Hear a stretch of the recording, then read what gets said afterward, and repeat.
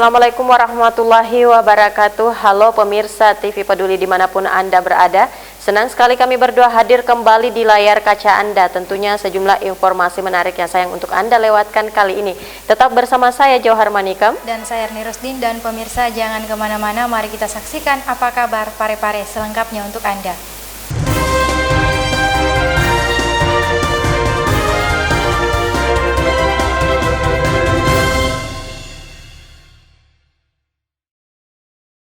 Pemirsa, kita mulai informasi pertama. Pemerintah Malaysia terus memulangkan tenaga kerja asal Indonesia. Pada pekan sebelumnya sebanyak 405 TKI yang tiba di Pelabuhan Nusantara, dan informasi yang kami peroleh kali ini, hari Jumat ini 413 TKI yang bekerja di Malaysia akan tiba lagi di Pelabuhan Nusantara. 2 diantaranya merupakan warga kota Parepare.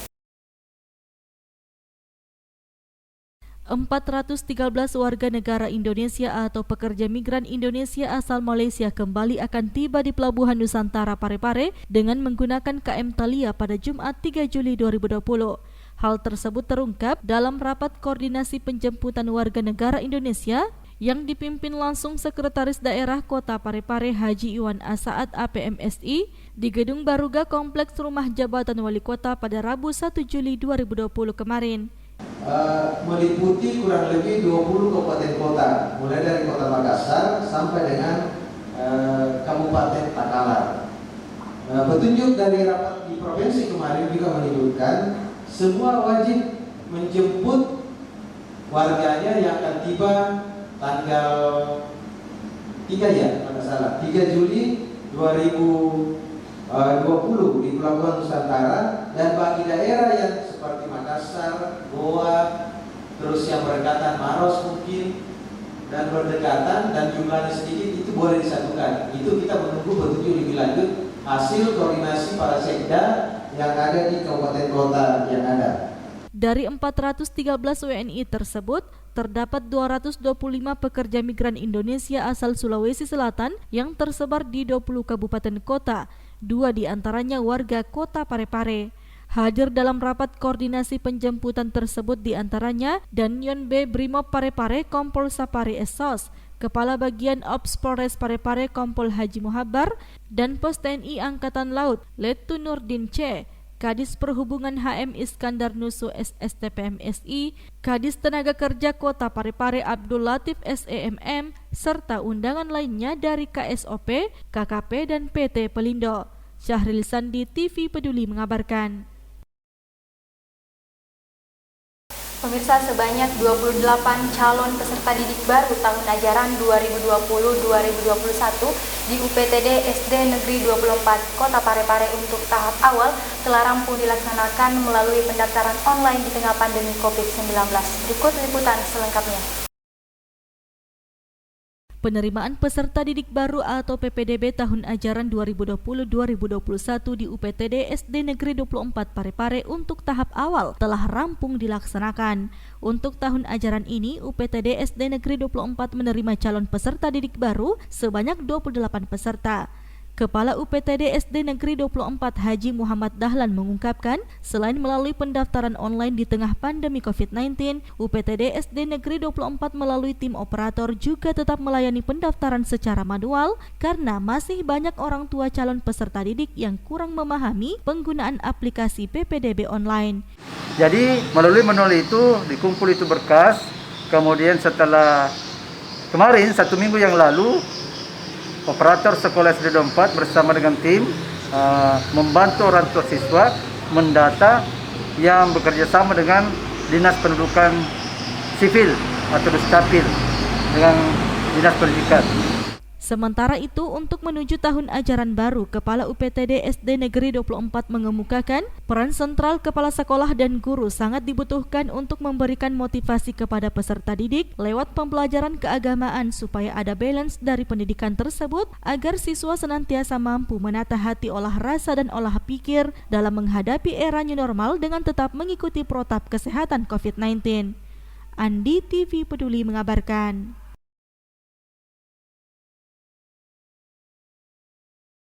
Kita beralih ke informasi selanjutnya, pemirsa. Meski pemerintah berlahan-lahan mulai memberlakukan sistem tatanan normal baru, namun tidak dapat diterapkan di semua aspek kehidupan, mengingat kondisi penyebaran coronavirus di Indonesia masih terbilang tinggi. Memasuki tahun ajaran baru, beberapa sekolah masih akan memberlakukan sistem pembelajaran secara virtual. Pemerintah saat ini sedang menyiapkan sistem new normal pada dunia pendidikan di sekolah menjelang tahun ajaran baru pada 13 Juli 2020 mendatang. Sekolah-sekolah di Kota Parepare diwajibkan menerapkan protokol kesehatan jika anak-anak bisa kembali bersekolah. Sesuai kalender pendidikan, sekolah akan mulai dibuka pada 13 Juli mendatang, baik secara daring maupun tatap muka.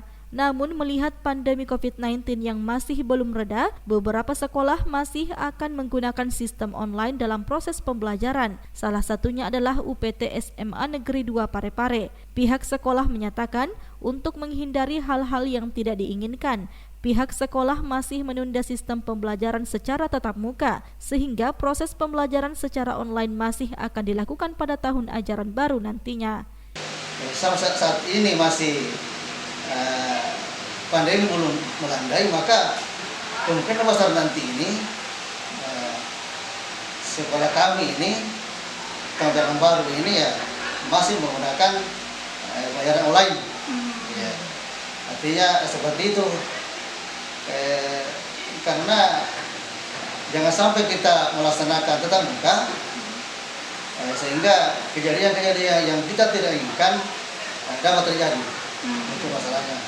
Jadi tetap kesimpulannya adalah tetap kita menunggu dari pemerintah pusat dan pemerintah provinsi dan pemerintah kota bagaimana nanti sekolah ini secara umum, apakah di Kota Parepare ini bisa pelajaran dibuka, tak buka atau bagaimana. Cuma saya katakan tadi bahwa dengan melihat kejadian seperti ini yang masih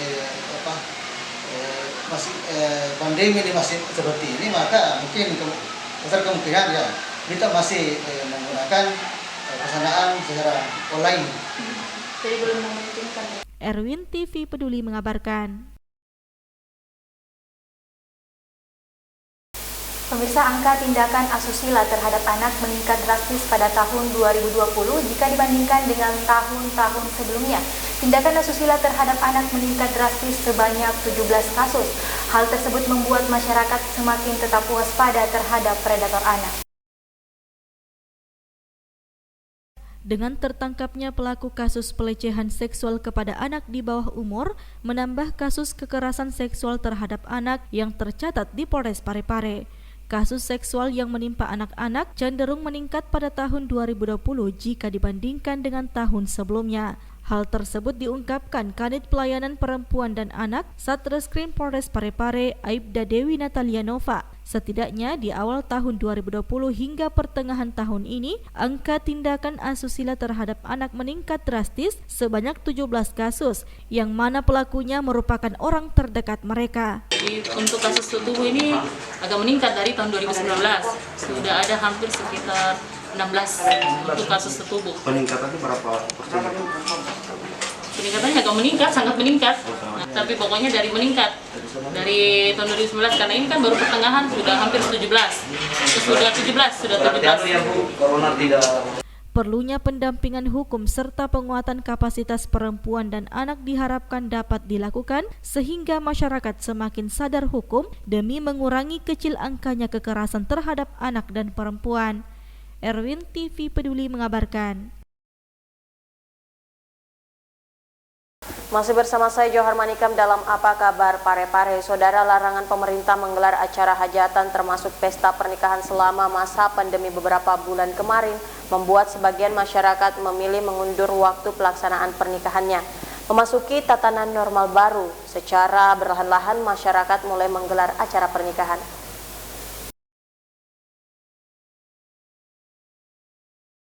Semenjak dikeluarkannya surat edaran dari Dirjen Bimas Islam yang memberikan kewenangan kepada KUA untuk melaksanakan akad nikah di luar kantor, KUA Bacu Kiki Barat mencatat ada 16 peristiwa nikah di luar kantor atau selama era new normal bulan Juni kemarin. Hal tersebut diungkapkan Kepala KUA Bacu Kiki Barat yang ditemui baru-baru ini. Amir Said menjelaskan, dengan jumlah 16 peristiwa nikah di luar KUA selama kurang lebih 2 minggu di bulan Juni kemarin, masih bisa dikatakan peningkatan dalam batas normal. Sejak dibukanya keluarnya surat edaran Dirjen Bimas Islam terkait dengan dibolehkannya kantor KUA untuk melaksanakan akad nikah di luar, sampai hari ini di bulan Juni ini KUA Bacu Kiki itu sudah 16 peristiwa. Jadi selama setelah pandemi ini, setelah new normal ini tidak ada peningkatan yang lebih menonjol. Ya, jadi diharapkan kepada seluruh masyarakat, khususnya masyarakat Kecamatan Bacu Kiki Barat, bahwa kami harapkan bahwa seluruh pernikahan yang dilaksanakan di luar itu harus tetap mematuhi protokol kesehatan. Hal serupa juga disampaikan Kasih Bimas Islam Kemenak Kota Parepare yang ditemui tim TV Peduli beberapa waktu lalu. Haji Taufik Tahir mengungkapkan, ada 2 kecamatan yang mengalami peningkatan peristiwa nikah selama new normal ini, namun peningkatan tersebut masih dalam batas normal. Adapun 2 kecamatan tersebut, yakni Kecamatan Soreang dan Kecamatan Bacu Kiki Barat. Sri Ayu, TV Peduli mengabarkan. Pelaksanaan Musyawarah Kota atau Muskot Ikatan Pencak Silat Indonesia atau IPSI Kota Parepare dipastikan tetap digelar pada Sabtu 4 Juli 2020 meskipun wabah pandemi COVID-19 masih terjadi. Untuk memastikan kesiapan panitia Muskot, Wakil Ketua KONI Kota Parepare Haji Bahtiar Syarifuddin SE meninjau langsung kesiapan panitia khususnya dalam penerapan protokol kesehatan yang akan diterapkan pada Kamis 2 Juli 2020. Haji Bahtiar Syarifuddin yang juga Dewan Pengarah Pelaksanaan Muskot IPSI Kota Parepare mengatakan, pengurus IPSI Provinsi Sulawesi Selatan sudah menyatakan kesiapan dan membuka secara resmi pelaksanaan Muskot tersebut yang rencananya digelar dengan memanfaatkan kemajuan teknologi, yakni secara virtual. Berdasarkan hasil konfirmasi yang kami lakukan dengan pengurus Provinsi IPSI Sulawesi Selatan bahwa pelaksanaan musyawarah kota yang dilakukan oleh IPSI Kota Parepare yang insya Allah dilaksanakan pada hari Sabtu 4 Juli 2020 itu, Bapak Ketua Provinsi Sulawesi Selatan akan melakukan pembukaan sekaligus memberikan sambutan melalui jalur daring, yaitu kita lakukan formulasi virtual. Nah, sehingga pada hari ini saya selaku pengarah mengecek seluruh kesiapan baik ruangan maupun standar protokol kesehatan yang akan diterapkan oleh panitia pelaksana. Karena kita sama ketahui bahwa saat ini kita memang masih dalam suasana dan keadaan di masa pandemi. Itu pula yang membuat alasan pemerintah pengurus IPSI provinsi yang sehingga melakukan secara virtual karena kondisi Sulawesi Selatan sementara dalam keadaan mewabah pandemi COVID-19. Perlu diketahui bahwa kami juga di Parepare ini sementara dimonitor oleh Bapak dari aparat penegak hukum, kepolisian untuk memastikan kondisi atau area musyawarah pelaksanaan musyawarah Kota IPSI pada hari Sabtu nanti itu dengan tetap memperhatikan atau mengedepankan standar protokol kesehatan. Tadi saya sudah cek mulai dari alat cuci tangan, ya, cuci tangan bersama dengan pakai sabun. Kemudian tadi juga kita akan memakai cek suhu sebelum masuk dalam arena ini. Semua itu nanti termasuk ruangan ini kita sudah desain untuk bagaimana menjaga jarak. Jadi standar protokol kesehatan insya Allah akan bisa kita penuhi dalam pelaksanaan musyawarah IPSI untuk tanggal 4 Juli akan datang. Syahril Sandi, TV Peduli mengabarkan. Masih bersama kami dalam Apa Kabar Parepare, saudara. Tim survei bedah rumah bersama Lurah Lapade dan Babin Kamtipmas mendatangi rumah salah seorang warga penyandang disabilitas yang tinggal di Tegal, Kelurahan Lapade, Kecamatan Ujung. Hari kedua Lurah Lapade bersama tim fasilitator dana alokasi khusus atau DAK bedah rumah dan Babin Kamtipmas kembali melakukan survei rumah calon penerima manfaat DAK bedah rumah tahun anggaran 2020 di wilayahnya pada Selasa 30 Juni 2020. Tim survei kali ini mendatangi rumah salah seorang warga penyandang disabilitas yang tinggal di RT 2 RW 10 Tegal, Kelurahan Lapade, Kecamatan Ujung. Rumah tersebut milik Ibu Wiwi Lestari yang tinggal bersama anaknya yang masih remaja Muhammad Razmani umur 13 tahun yang mengalami cacat sejak lahir. Fasilitator ada Babinsa, ada Ketua Karang Taruna mengunjungi salah satu calon penerima manfaat tahun 2015 ya atas nama Willy yang kebetulan penyandang cacat.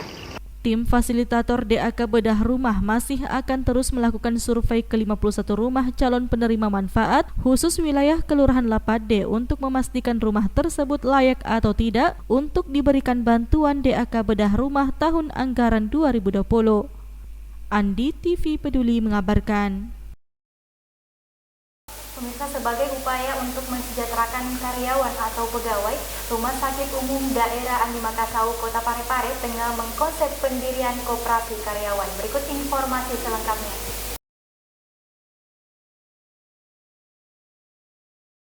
Rumah Sakit Umum Daerah Andi Makassau Kota Parepare tengah mengonsep pendirian koperasi karyawan. Pendirian koperasi dilakukan sebagai upaya mensejahterakan karyawan atau pegawai. Informasi ini diungkapkan Ketua Dewan Pengawas RSUD Andi Makassau Parepare yang ditemui beberapa waktu lalu. Minhajuddin Ahmad mengungkapkan, dengan adanya koperasi karyawan juga dapat mempermudah proses pelayanan kepada masyarakat, termasuk pasien atau pengunjung. Minhajuddin Ahmad menambahkan, dalam waktu dekat akan melakukan pertemuan bersama manajemen RSUD Andi Makassau untuk membahas segala hal yang terkait dengan akta pendirian koperasi tersebut. Kita rencana bikin koperasi karyawan, Kopkar, untuk Rumah Sakit Andi Makassau. Ini upaya untuk peningkatan kesejahteraan bagi pegawai yang ada rumah sakit, baik yang organik maupun yang tidak organik. Banyak hal yang harus kita lakukan. Pertama, terkait dengan berbagai macam kegiatan yang bisa dikembangkan di sini untuk kesejahteraan mereka, termasuk diantaranya waserda, simpan pinjam, kemudian kantin bisa dikelola oleh koperasi dan sebagainya. Ini adalah merupakan potensi yang besar untuk peningkatan kesejahteraan bagi pegawai yang ada di Andi Makassau sini. Kemudian juga bisa mempermudah proses pelayanan kepada masyarakat, karena kita mau supaya di sini ada semacam waserda yang apa lu gada, apa lu mau gue ada. Jadi semua pasien lagi ini sudah bisa terlayani apa yang menjadi kebutuhan mereka selama perawatan di dalam rumah sakit. Tidak perlu lagi jauh-jauh keluar, mereka terjamin apa dan sebagainya. Kemudian yang namanya koperasi tentu banyak manfaat yang bisa diterima baik oleh anggota maupun pasien atau keluarga pasien yang ada. Dari sisinya ini sebentar saya baru dari dari koperasi, kemudian kami akan komunikasi ke manajer, ke direktur untuk kemudian kita pertemuan. Ada 20 orang cukup, ada 20 orang yang nanti akan menjadi penginisiatif, mengusul, maka turun penyuluhan. Dari penyuluhan itu kemudian kita rekomendasi untuk ke notariat untuk segera membuat akta pendirian koperasi karyawan. Sri Ayu TV Peduli mengabarkan.